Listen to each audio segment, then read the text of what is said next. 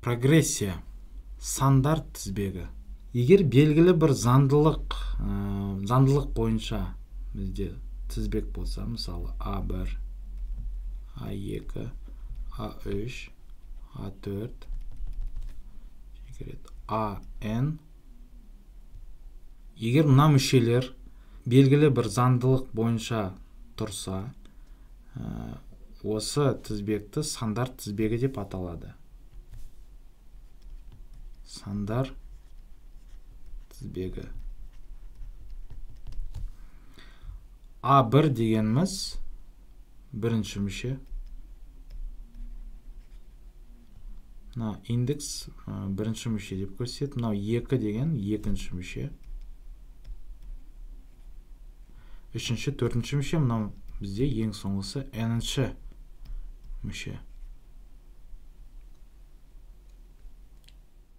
Бірінші мысал 3, 6, 9, 12 және кете береді. Сандар тізбегіне кіретін нұсқаларды белгілеңіз.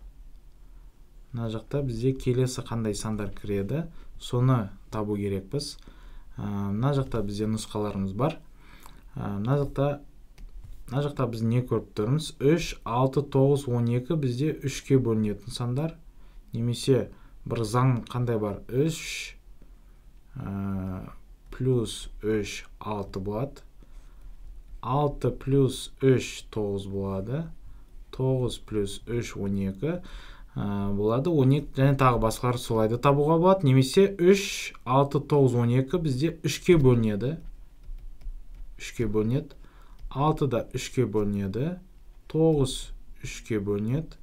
Және 12 3-ке бөлінсе, мына нұсқалардан 3-ке бөлінетін сандарды табайық.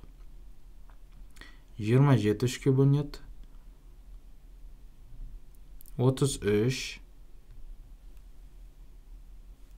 және 36 3-ке бөлінеді. Жауабы 27, 36 және 33. Екінші мысал, сандар тізбегінің жалпы мүшесінің формуласын табыңыз. Мына жақта бізде, егер біз көріп тұрсақ, 1 бөлінген 2, 2 бөлінген 3, 3 бөлінген 4, 1, 2, 3 деп тұр. Астында 2, 3, 4 деп тұр. Мына жақта бір бөлшек сан. Егер астында бізде n болса, мысалы 2 болса, 1 қайдан табамыз? 2 минус 1, 1 болады. 3 минус 1, 2 болады. 4 минус 1, 3 болады. Мына жақта егер n болса, үстінде n минус 1 болады. Жалпы формуласы. Үшінші мысал, жалпы мүшесі k тең k квадрат минус 2k формуласын берілген тізбектің 7-ші мүшесін табыңыз. Мына жақта біз a7-ні табу керекпіз. 7-ші мүше. Бізде қандай формула? ak тең k квадрат минус 2k.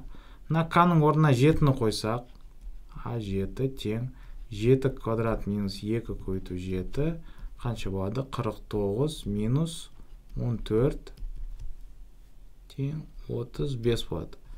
Біздің 7-ші мүшеміз 35-ке тең.